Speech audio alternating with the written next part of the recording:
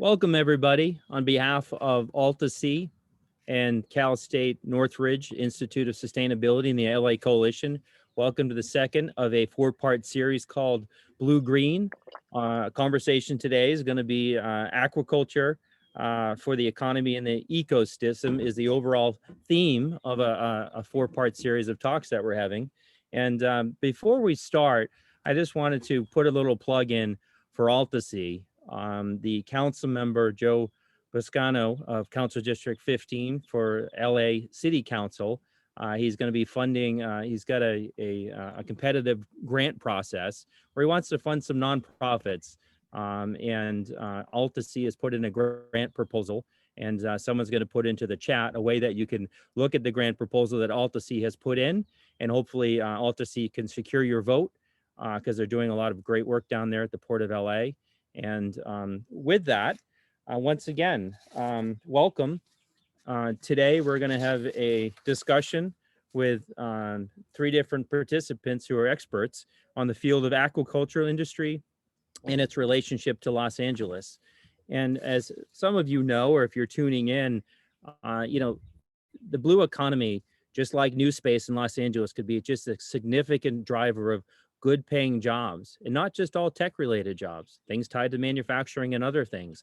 And the blue economy overall in the world is positioned to create 100 million new jobs.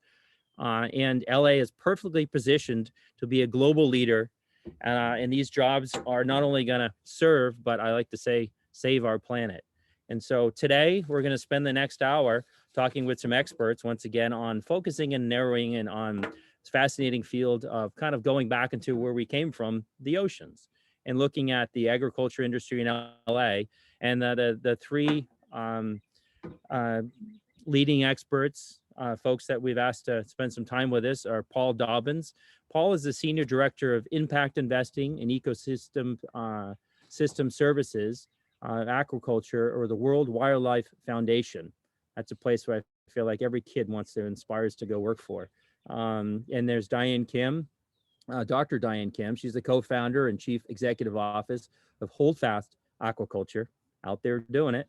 And Ferris Kawar, sustainability project manager at Santa Monica College. And so what we're going to do over the next hour is we're going to spend a little time. We got some questions. We want to have make sure that Paul, Ferris, and Diane introduce themselves and what they do. And I'm always curious of why they do it. So maybe to start off, why don't we go start off with Paul, kind of just give you, just give a little background, like I mentioned, what you do, why you do it, kind of what drives you. Well, thank you, Michael, and thank you for this opportunity to address everyone in the audience. So I came to WWF from Maine, where I was a seaweed farmer and a shellfish farmer. And the reason I joined WWF is in the journey of learning how to shellfish farm, how to seaweed farm, we started to realize the significant environmental gains that could be made if these two sectors of aquaculture were to expand. And that's the title of my project at WWF. It's Advancing Seaweed and Shellfish Aquaculture for Climate Change Gains and Societal Gains. So there are gains to be made for the ecosystem and through the nutritious products they provide and the coastal community jobs they can provide. There are also societal gains as well. We are working in three areas. The first is we are providing access to capital for early stage seaweed companies that are innovating in areas that will enable seaweed farming to expand dramatically within the cultural and regional constraints. So we're very cognizant that different regions have different constraints. They have different cultures about what should happen and shouldn't happen on the water. So we've done one equity investment, and that was in a seaweed farm in the Faroes that is moving offshore into a high energy zone. And next week we'll announce our second investment, and that is going to be in a processor that provides an opportunity for seaweed farmers to sell their product, and out of that processor comes feedstocks for plastics, for proteins, and fibers and other nutritional products. We are also working in the area of social license to operate. So seaweed farms operate in the commons, the ocean. It's our commonwealth. And so society needs to give permission for this activity to happen. And that manifests itself in two ways. Manifests itself in the laws and regulations that govern that body of water, what can and can't be done, but also again in the culture, what is historically appropriate for that body of water, and what's appropriate change, if you will. What will the culture allow to have happen on that body of water? And so we're working to enable dialogue and conversation around that. It's a very localized issue. When you mentioned earlier in our discussion, a politician, Tip O'Neill from Massachusetts, he's famous for saying all politics is local. Well, on the water, all decisions around aquaculture are local. Really, it's bay to bay. And then the third area we're working is in market development. If we want to see seaweed farms and shellfish farms expand, then the markets are going to have to expand faster than they historically have. And so we're looking at the areas of animal feed, bioplastics, and proteins.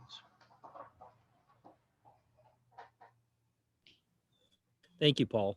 Now I want to turn over to Diane Kim.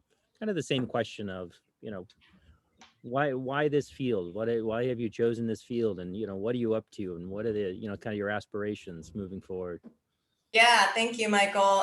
And thank you to Altasea for organizing this event, and really a really great series of conversations around the topic that I think is really exciting about an emerging industry that we're seeing here in Southern California, Los Angeles specifically, which is aquaculture, the topic of today's discussion. And I just also want to say, Paul, Ferris, it's a pleasure to share the stage with you. And I just want to thank all the audience members out there today joining us. Thanks for your time this afternoon.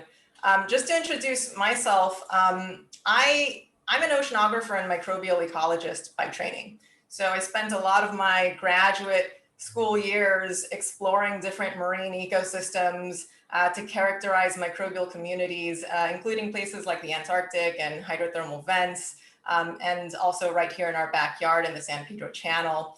I completed my dissertation in 2013, received my Ph.D. from the University of Southern California. And since then, I've been very involved in research and education in the environmental and ocean sciences, which are definitely elements that I bring to the Holdfast team. And in fact, education in particular is very important to us, not just from the perspective of empowering consumers about information related to aquaculture, but also empowering members of the community to be part of this growing workforce and community. And so Ferris, I'm really excited to hear more about the aquaculture program at Santa Monica College. In 2018, I helped create Holdfast. We're a Southern California-based company. We are actually one of the first tenants at Altasea. And I started the company with a few colleagues. There are 4 of us, and we represent both industry and academic backgrounds. And I think the composition of the company alone tells you a little bit about what we try to do, which is to connect academic and industry experts to pursue common commercial and restoration goals. So the mission of the company is, really to help, realize the full economic potential that you alluded to, Michael, the environmental potential that Paul touched on, and the social potential that you both touched on that we know sustainable aquaculture has to offer. So we do that by focusing and supporting hyper-local models that bring the producer and the consumer closer together. We do that by focusing on organisms that are arguably the most sustainable sources of protein on this planet. So things like seaweeds that Paul mentioned, bivalves like oysters and mussels. These are organisms that not just nourish the body, but they're good for the planet, right? They require very little natural resource input. And for seaweeds, we're talking about an organism that literally breathes life back into the ocean. So, this is all very important to us, especially in the context of all the environmental and social challenges that we face, right? Climate change, food insecurity, with a growing population. So as a company, we really, our goal is to help meet the challenges that the growing aquaculture sector in Southern California may face along the way. So just to give you two examples that I hope will give the audience a sense of some of the things that we work on. The first example being the need for seed. So right now, if you're an ocean farmer in Southern California producing mussels, one of the few places that you can get seed, and yes, ocean farmers need seed just like land farmers, but the only few places that you can get the seed is from a couple of hatcheries in the Pacific Northwest.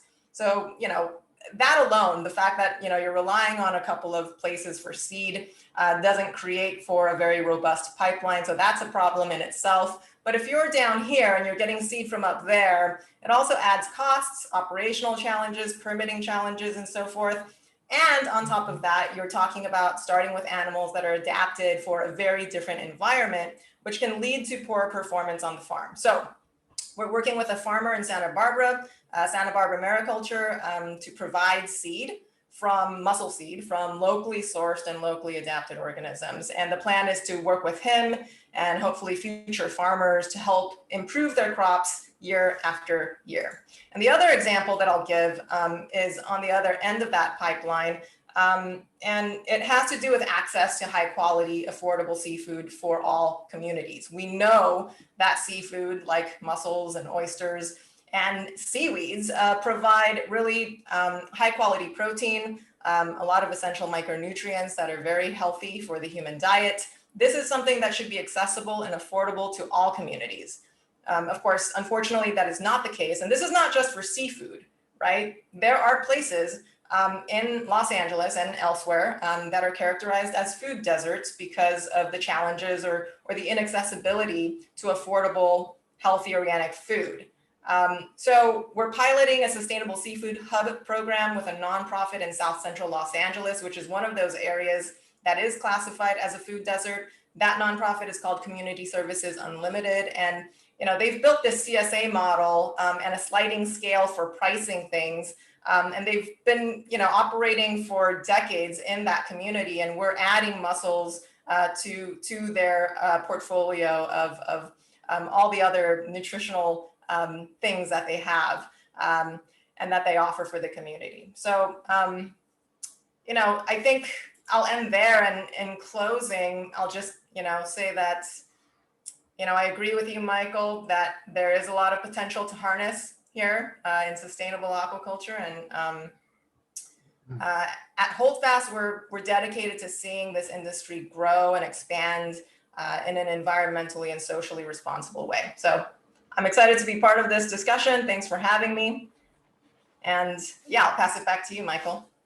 Yeah, thank you. My ears perked up when you mentioned seed, because as we were talking earlier on the call, Paul Dobbins and I have a connection. I grew up in Cape Cod, and my cousins who still basically farm the sea, they have oyster grants. So I bring my family and my daughters back. They see these little tiny seeds of an oyster that take 7 years to grow.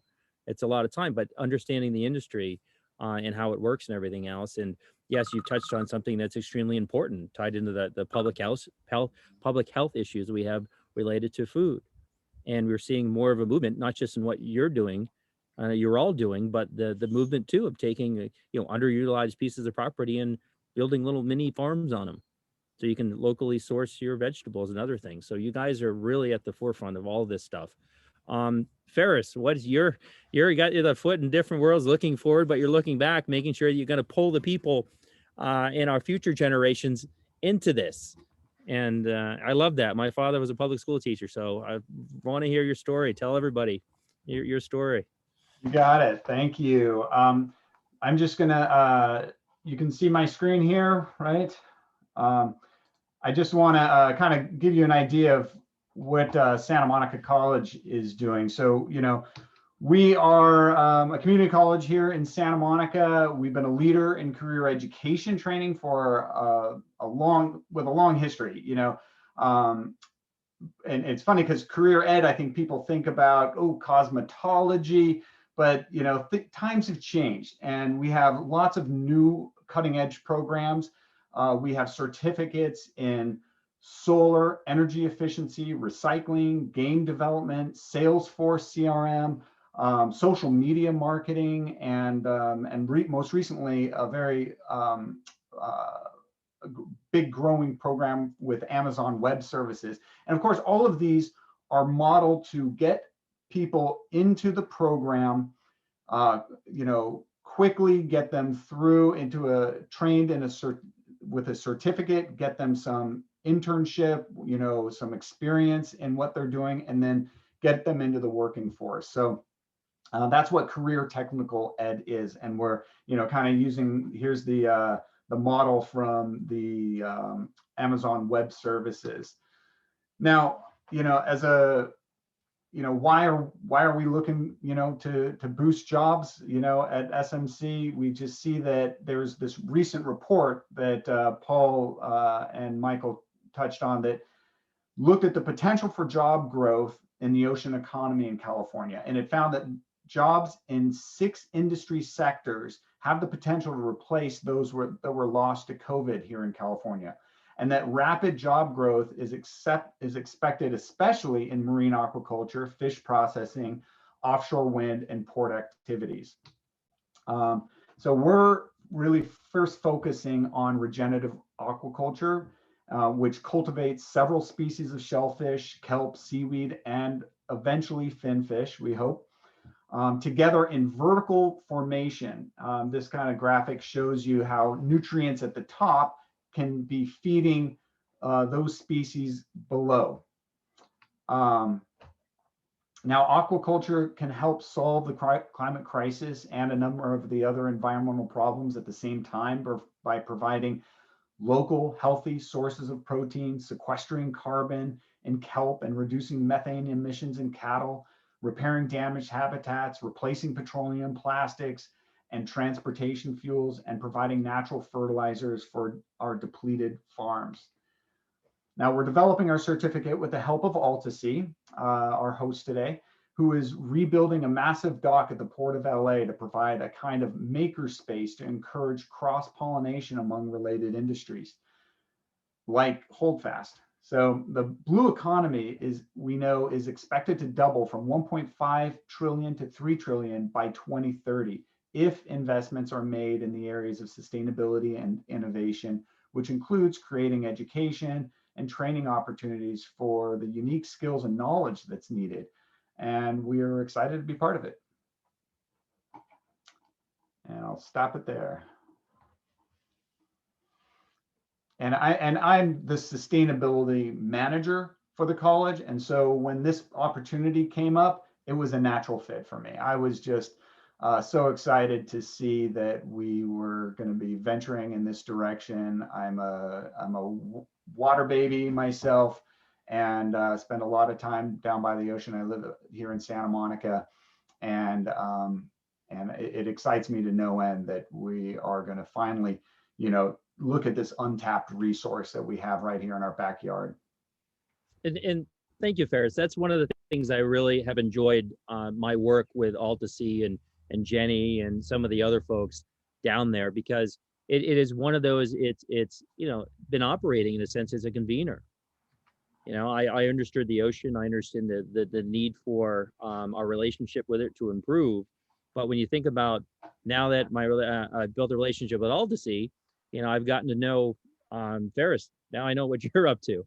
CSUN out in the valley, Northridge, didn't know, Sustainability Institute and what they're on there. And so with Diane and Paul and everybody else. So it is one of those things. Once you think about the future of LA, for a lot of people that are potentially interested in working in this or supporting it or being tied and improving their connection with the ocean and the planets. It's if you can't, like I said, you can't be it if you can't see it. And we're starting to see this more and more. So kind of bringing it back around to Paul, an interesting part when you're talking about the capital and the social license and the market development and everything else. Now you're talking about commerce. Yes. And the interesting thing here, and I see some of the questions that are already popping up, is this thing about the relationship between, which is a great relationship between business and the environment. And the idea of, as you're creating potentially newer markets, I kind of had a chuckle. I wrote down a note. I remember, was it over 100 years ago, people in New York City used to eat 2 or 3 dozen oysters a day. That was part of their, was part of their diet.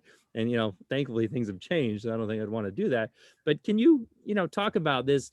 Hopefully there's this burgeoning relationship between the environment and business, and kind of what you see, and is how sustainable is this? Because obviously we don't want to overfarm the oceans and the impact of marine life.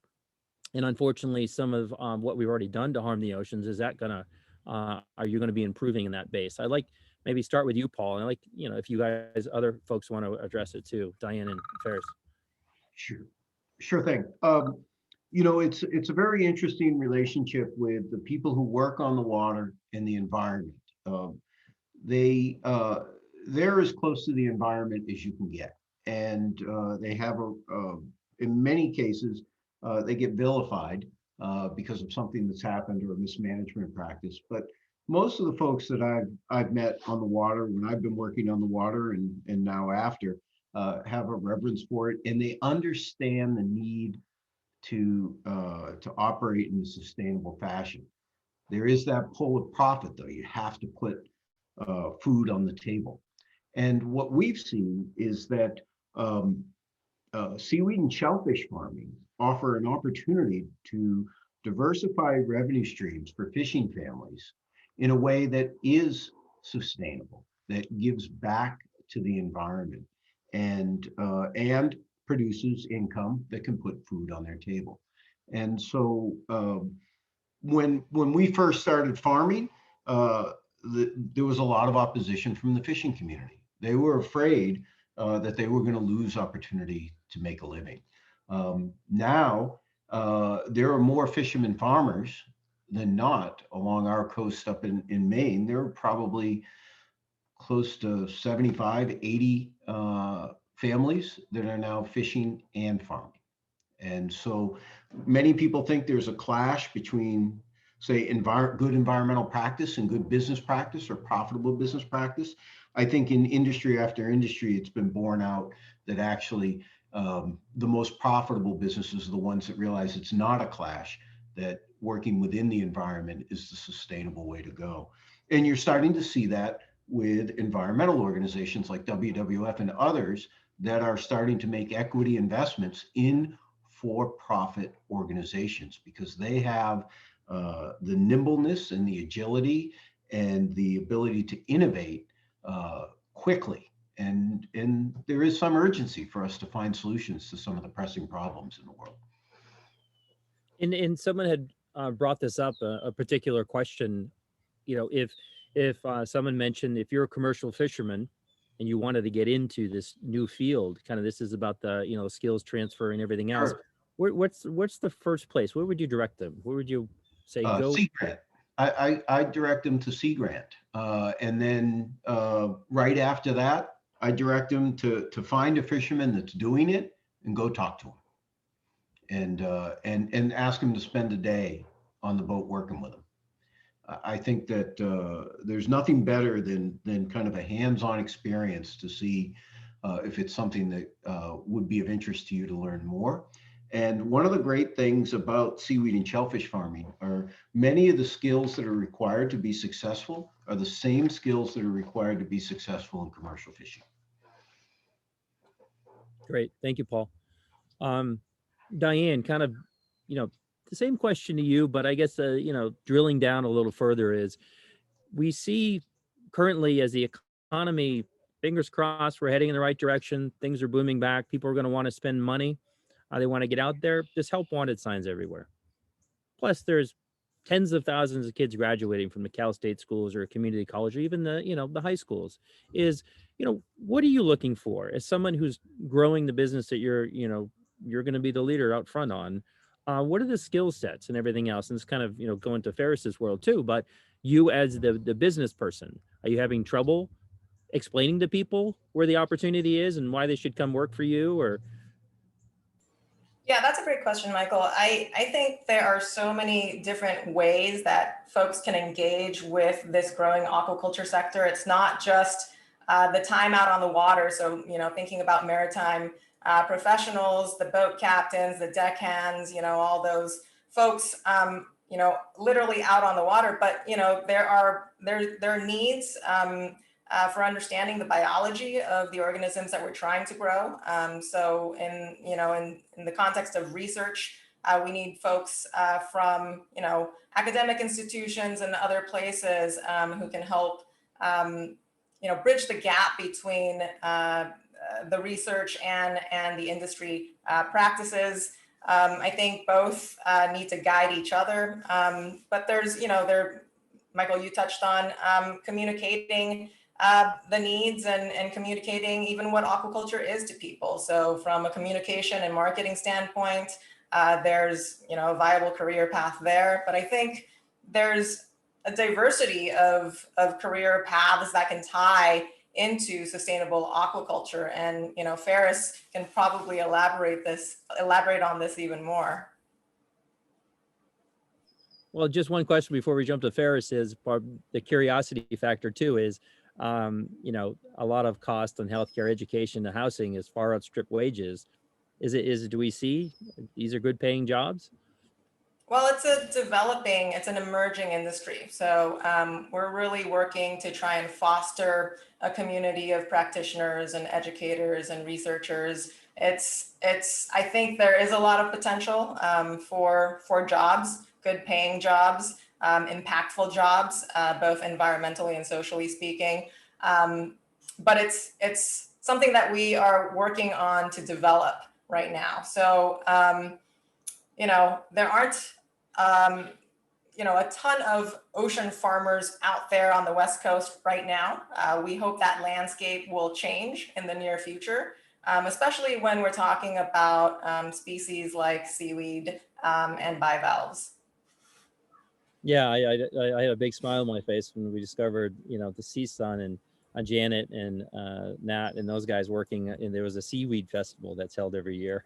I never paid attention to.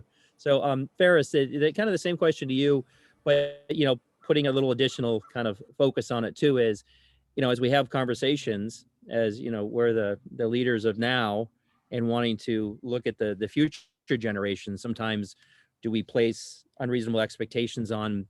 Do kids in the future generations even kind of want this field? Are they interested in this or anything else? And kind of tying into what are you seeing, what are you hearing? And Right. Interestingly enough, the year just before COVID happened, I had two sets of students come to me asking if they could set up an aquaponics project at my environmental center. And it seemed really left field for me. And I am digging through my notes to try to find the names of those students, because now this actually might be a thing. And it's amazing how quickly things can change, and where it wasn't on my radar at all to, wow, this is now a big part of my job is, building this program here on campus. So I think there was, seeds spread out there that I didn't even realize were there. And when we've been talking about it now and promoting it to students at SMC through the many faculty that are already working on developing the curriculum, students seem to be really excited.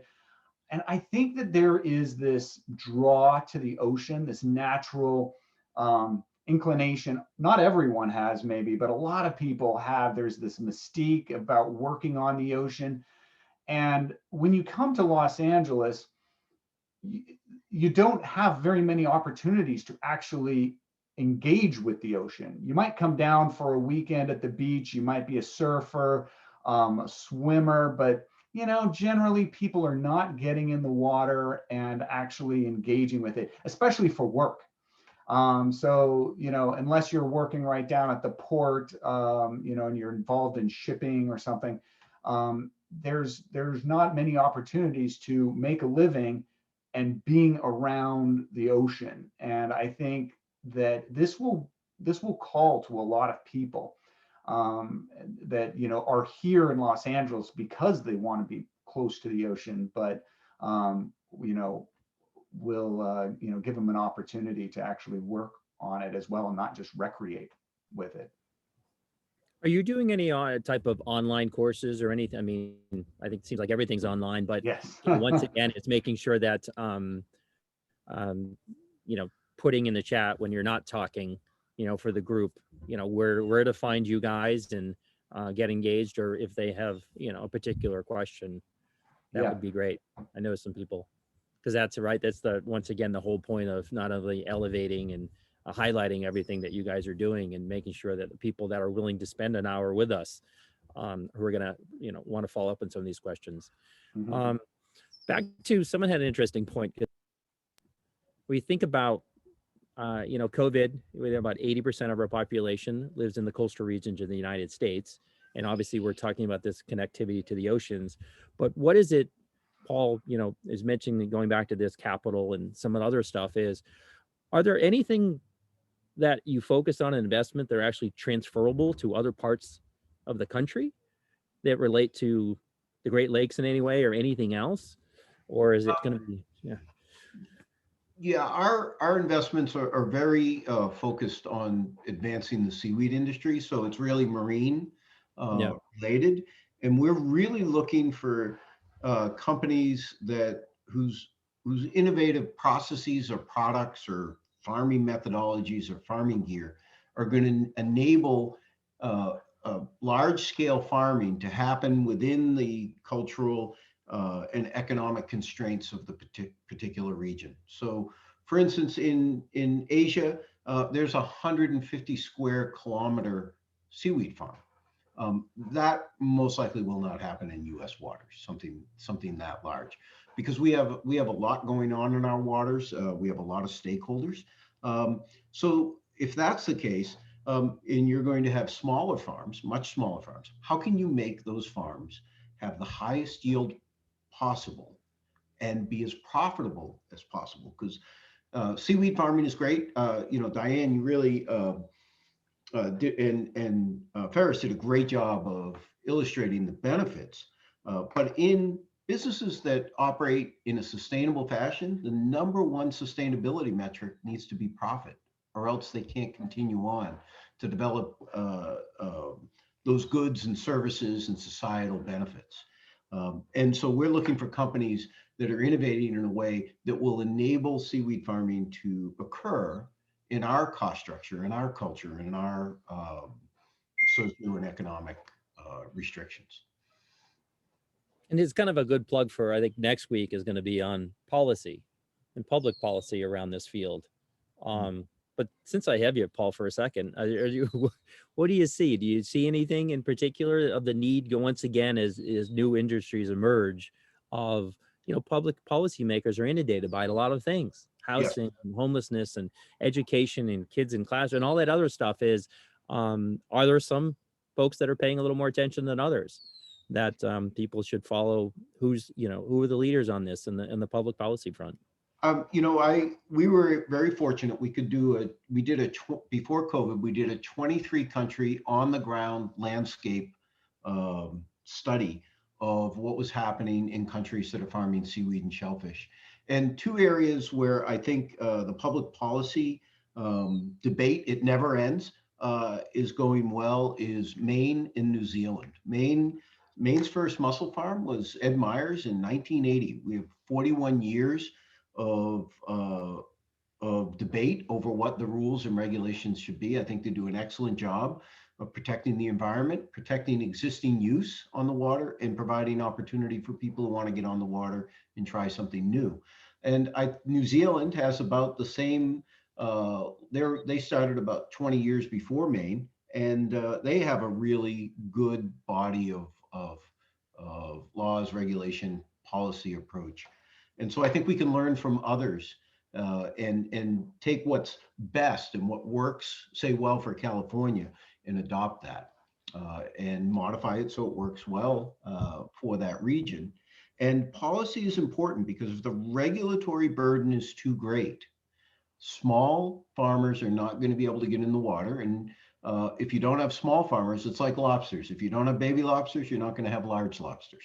And so industries tend to start out small. The first seaweed commercial kelp farm in the U.S.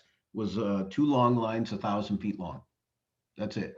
To give you an idea of scale of the industry, there are about 800,000 miles of seaweed longline in the water today. So, starts very small. And so the policy and the regulation can't crush those small businesses as they try to get off the ground, or you'll never have large business. People have to learn how to farm seaweed. You can't go out and just start the world's biggest seaweed farm. You'll fail. You got to start small. You got to make the thousands of mistakes we all make as we're learning something new. And so the regulatory environment, the policy environment needs to recognize that, be patient, and provide that opportunity for those baby steps, if you will. Yeah, if there's one thing the oceans have taught us, and people that have sailed the seas and gone around for centuries, is you got patience. You're dealing with anything. It just seems like the theme you're tying on is, if you know of any people that have grown up as farmers and waking up especially in New Hampshire and Maine at 4:30 in the morning and doing all that stuff, it's hard work and being on the ocean. So I guess, Diane, when I was looking at some good pre-prepared questions, the question I had thrown Paul, it seems like it could be directed to you, as somebody had mentioned aquaponics, kind of once again, what it is and how can, someone says, how can it be used to increase food production in urban areas such as Los Angeles? Yeah, I mean, aquaponics is a great alternative for growing food. It combines aquaculture and hydroponics, which is growing plants without soil, in a recirculating system. And so it's really neat, actually, because in that system, you have organisms sort of living in this beautiful ecosystem where one organism's waste becomes another organism's meal. So the fish waste is converted into a form of nitrogen that can be utilized by the plants, and that's done by the microbes in that system. And that's actually how I got involved with aquaponics. I have to say that studying microbes was probably one of the best decisions of my professional career path, because it has been the gateway to so many different interesting projects like aquaponics. The nonprofit that I mentioned earlier, Community Services Unlimited, the one that we're working with to build a sustainable seafood hub in South LA. We worked with them. I worked with them to build an aquaponic system at at one of their urban farm sites in LA.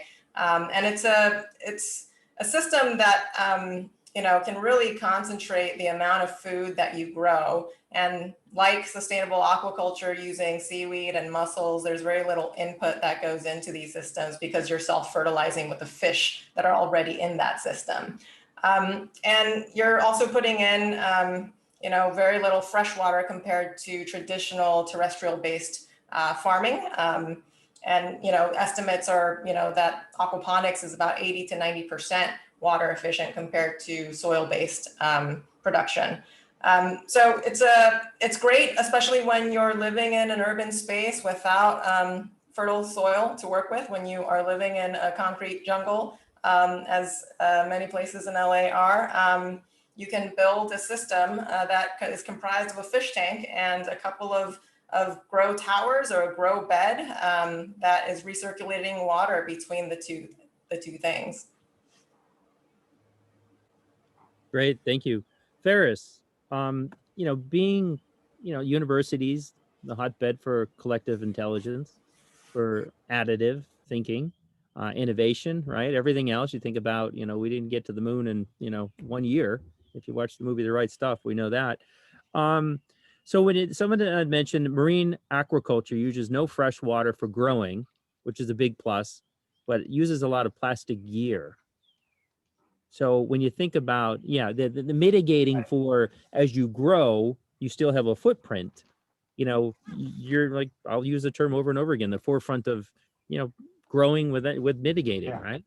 Yeah, no, sure. It's, with plastics are used too much, right? You know, plastics have their place. There are some good properties to them, but they are now just used for everything, and that's where we've gotten into a problem. So, you know, in the short term, I think it'll be very difficult to replace plastics because they're cheap, they're easy to mold, they don't, and they float. You know, you got to remember metal corrodes, natural fibers attract growth too quickly, glass isn't practical. So, you know, the neat thing though, and Paul's talked about it, but, you know, growing algae and or kelp and seaweeds to be turned into bioplastics is a thing. It's happening, and it just needs to, you know, be developed more. I think Paul could talk to where it's at, and it needs to be invested in. That's really, you know, where we need to get to, is to get to replacing it. But I also think that while we're developing the industry standards, that should be, you know, something that's considered by the regulators, so that we put in place, you know, requirements that keep the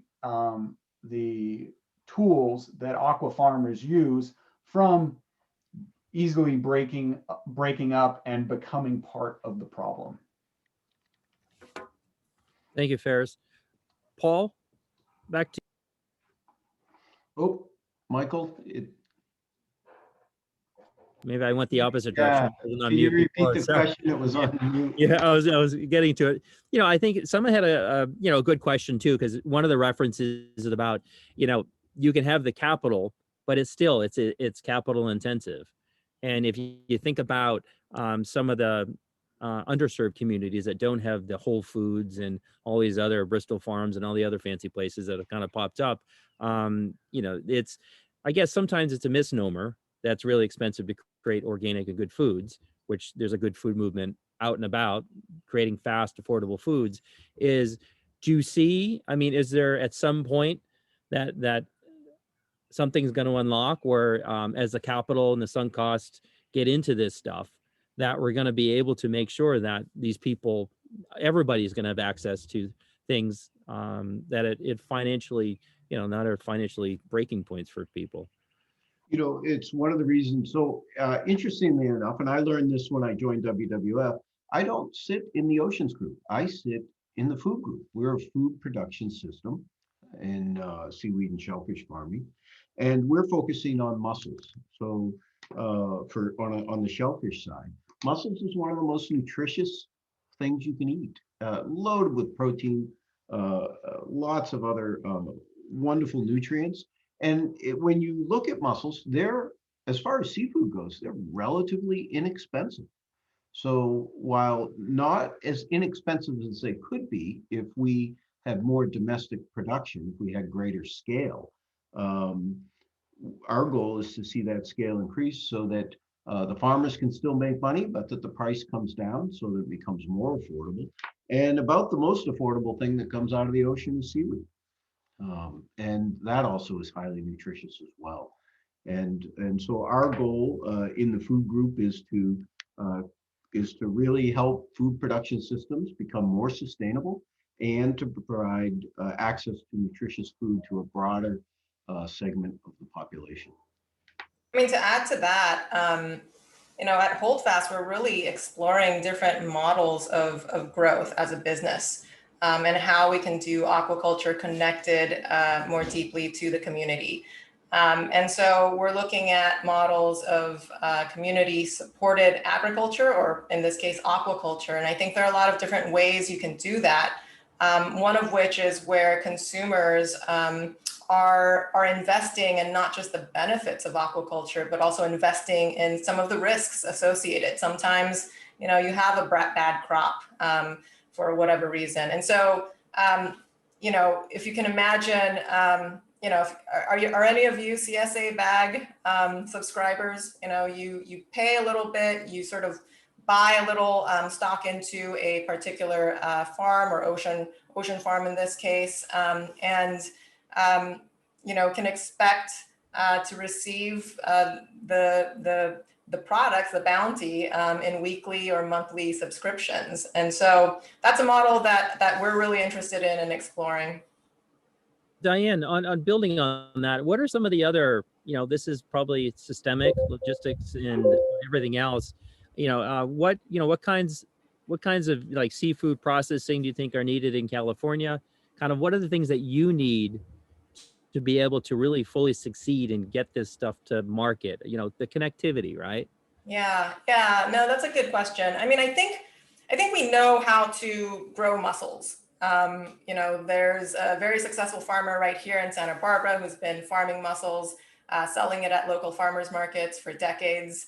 One of the challenges of something like mussels is the shelf life. It's not very long. And so one of the things that Holdfast is looking at is, pickling or fermenting some of these products that we can grow in the ocean in a sustainable way so that we extend that shelf life. But these types of pipelines and industries could really, I think, help add value to some of these products that we're talking about, while also extending the shelf life.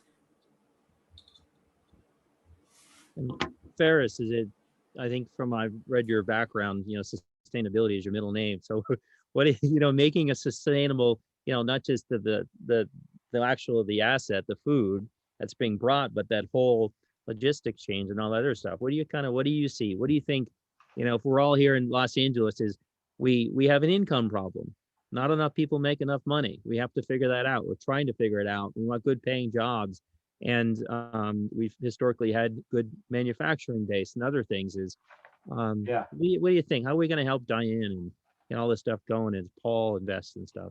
Well, one of the things that we really want to make sure we focus on is, the ocean has an opportunity to help with the economic recovery, and but to make it equitable, we really need to be focused on bringing these jobs to those who need it the most, like unhoused communities, veterans, the previously incarcerated, at risk, other at risk students, and that really is important to us. That's what we've been thinking as who we need to be targeting to get these jobs, and that's really great because Alta Sea has the same focus and understanding that we really need to make sure that the right people are getting these jobs, the ones who need it the most.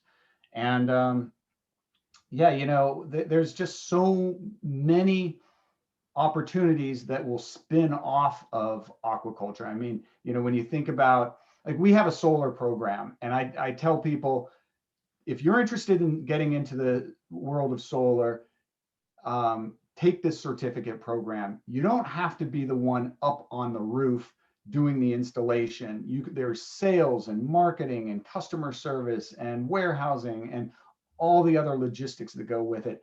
And the same for aquaculture, right? There's going to be so much work. You're not going to be necessarily going to be in waist-high waders, but there's that opportunity, and there's a lot of people who will be interested in that. But there's also all the other stuff, and it's going to get into underwater robotics, which is really exciting, and other ways of automating the industry. It's going to attract people in data and husbandry, and you got to think about all of those other areas. So it's really exciting to see where this might go. Yeah, that's the part of it I always look at when I study the economy and what people do for a living is there's certain industries that are drivers of an economy. Then you have your secondary and your tertiary. And that's what I would really love to see when you do supporting the blue economy being a driver. We need more drivers, but it does. You're going to have people do marketing, sales, and CPAs and all that other stuff. So I think there's just so much here. A question kind of to all of you, and start with Paul, is what are the myths about this field, this growing industry, that you feel like it's holding back potentially? Or maybe, I don't know, is it holding back? Are there some myths out there, misnomers about this industry that we need to push back on? I think the biggest thing that's holding the industry back in many regions is a fear of change for those that have a stake in the ocean. When we think about the ocean, I want to get a T-shirt made up. The ocean's equal emotions. It's visceral. We feel it right in our gut. I mean, Michael, we were talking about changes to our ocean where we grew up, right? And it's really near and dear to us. And so any type of change is really difficult. Unfortunately, seaweed and shellfish aquaculture sometimes gets conflated with finfish aquaculture, and some of the problems that were very evident in the early days of finfish aquaculture. And so separating them and having people realize that you don't feed seaweed, you don't feed the shellfish. They're actually improving the water column in which they operate. They're good citizens, if you will, is important. It really comes down to education and dialogue and listening to people. And when it's very difficult when there aren't many farms, but just having people go out and visit farms. And, Ferris, you've talked a lot about students. We gained a lot of our social license to operate by spending a lot of time with students, because students bring what they learn home and it gets talked about around the dinner table. And we found that that was a really effective way of educating our stakeholders as to, some of the benefits and also some of the challenges, right? You have to be realistic of these new sectors of industry on the water. And that's what they are. It's an industry on the water. And so people, have concerns that need to be addressed before it moves forward. I love how you reference that point, Paul, because it's, having grown up in the, the 70s and what they did to us with TV dinners, you think about what America's done on food. But to this point is, when you get the kids excited about this stuff, they're actually changing the diets and how their parents consume and look at food and everything else. It's an amazing connectivity. Diane, going to you, then I'll go to you, Ferris. And the same thing. What are you seeing out there? What are the misnomers, the myths? What you I think? mean, Paul kind of stole my answer. He hit the nail on the head. I think we need to make a clear distinction between aquaculture, the different kinds of aquaculture that exist. So between the lower trophic organisms that we're talking about, like seaweeds and shellfish, versus the finfish that require things like fish meal or protein input to grow. So I think the more we are able to make that distinction, the easier the path will be. And I think we also need to realize that there are different economic models. When I tell people that, yeah, we make seed, people ask us, oh, you want to be the next Monsanto? And no, definitely not. We don't want that. We don't agree with that model. We are much more centered in the community and we want to grow that way. And so I think people need to understand that that is also an economically viable path. Thank you. Ferris. Yeah, I would say if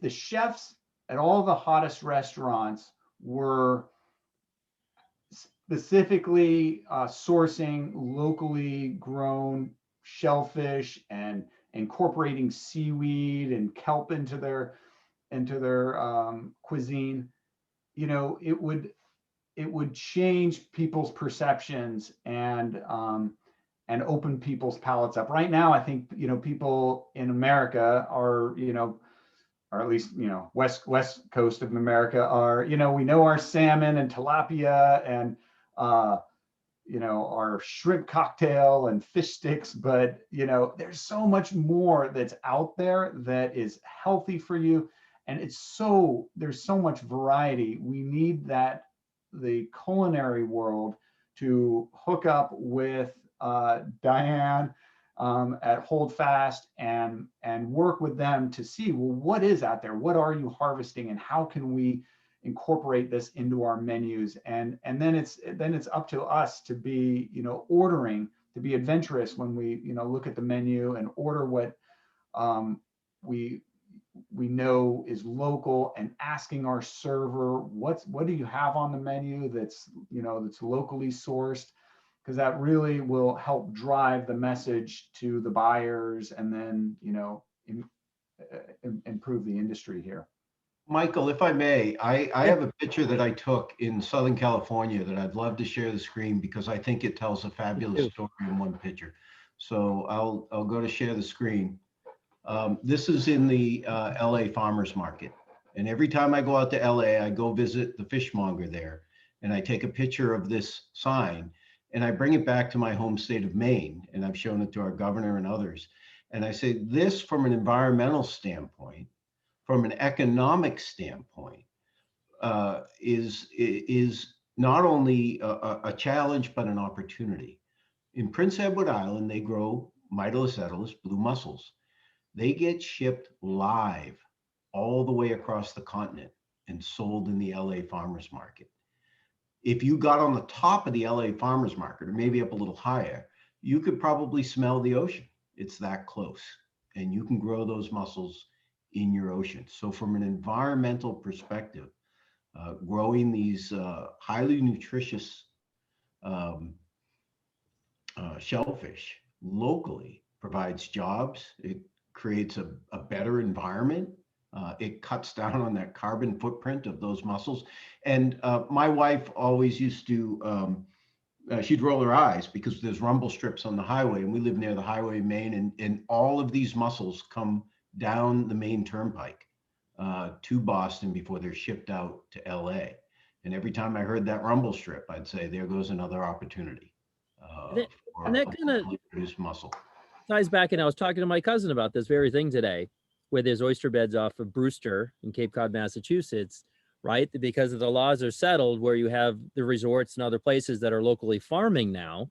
They have their farm and they do their fancy restaurants. Is, you know, he has to go by law, because one of the things you're dealing with is you're dealing something that's very highly perishable, and Right. you know, people can get ill from it, but he has to go through the wholesaler to the distributor and everything else, so it just goes off everywhere, where you just can't provide that seafood to a local restaurant or culinary places. Is there a solution to some of that?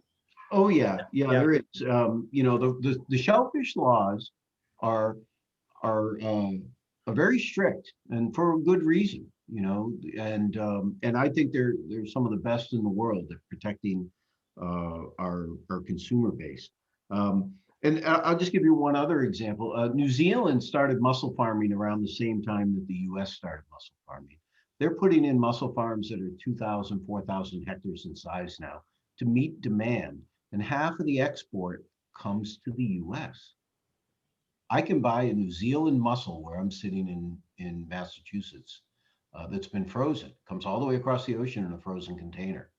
The demand is there. We just don't have enough farms to fill it. The fishmonger recognizes me now in the LA farmers market. And I asked him the same thing, you know, when are you going to start selling, you know, domestically produced mussels? He said, we just can't get enough of a predictable supply. Yeah, that's true. Just to put a number on that, I mean, over 90% of the mussels that we consume in the US come from abroad. I mean, there's huge potential there. Right. Yeah, and that's because of one of the issues. I've seen a couple books written on it. We export our best seafood stock outside the country, yeah, import something inferior. So I guess we're going, we have 2 more minutes. And I figure since we have you guys here and we have all these people listening in, and thank you again for spending your time with us. We'll go, since Paul was just speaking, we'll go to Diane, Ferris, and back to Paul. Your words of wisdom, right? Your words of wisdom to Angelinos or other people not might be Angelinos, Californians. Yeah, what do you want us to take away from this today? Support your local ocean farmers and your local growers in general. I love it. Okay. Ferris?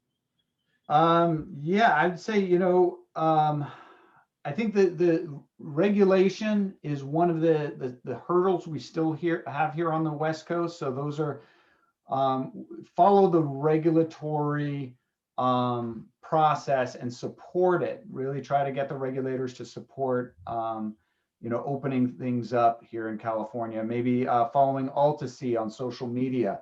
I'm sure they'll have updates on all new legislation. And Paul? I think one of the one of the chats, as consumers, give your social license to California aquaculture growers. I think that's wonderful. Diane, I couldn't say it any better. And Ferris, you know, nail right on the head. You have all the pieces there. It's just a question of putting them together, and away you go.